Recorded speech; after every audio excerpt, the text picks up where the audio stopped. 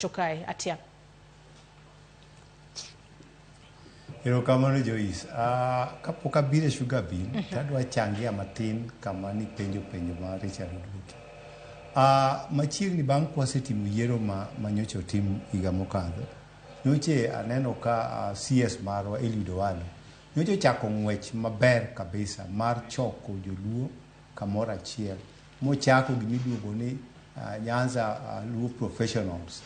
Nyanza Luo Professionals manochako gi ok anene jopur niang' kokete iye. Nyocha ochako gi maber manyaparo ni nyalo kelo terowa yangu mane Richard wacho ni nyaka wawach business. Jaluo business ma jaluo wan nyaka gi Luo thrift mane joluo chako.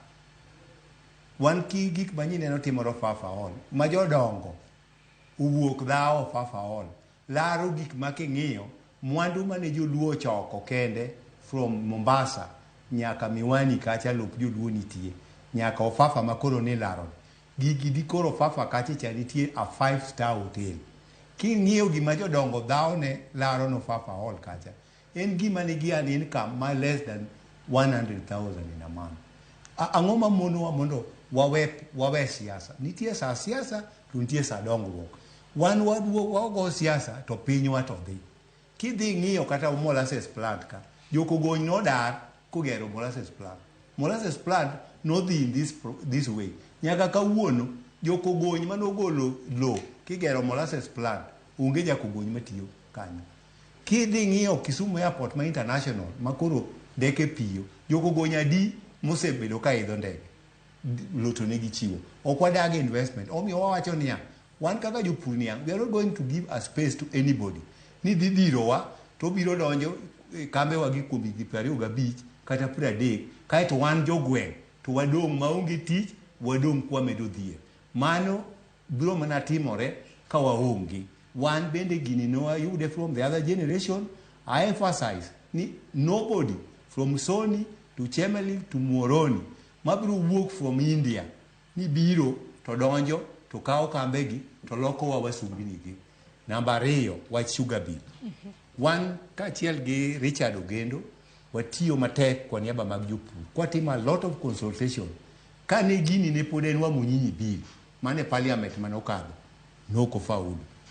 E parliament ni nyocha watimo a lot of lobbying ka wariwore gi Mheshimiwa Onyango Kuyo, Dr. Nyikal kako wachono, MP Mawendo ma ka ma sugar bill nyocha okadhe National Assembly odhi e Senate. To gimomako dhowa ni kar koter bill e Senate ma entie mondo bed in concurrent mondo bed a law. By sani dwe mar 2 nonego bed ni wan kod sugar bond, wan kod fund marwa mar SDL cha mane konyo weche mag yore, ne konyo weche mag research, ne konyo weche mag maintenance mag kambegi to kod other social responsibility mag kor gweng'. Sugar bill kanyo kadhi moteri e parliament. The county government nyocha linga there was public participation. Ka nitero bill e parliament kuno to waneno Lusaka mabe mane speaker in the Senate mokadho cha kowuok dhi pingo ter amendments ka bill nie Senate.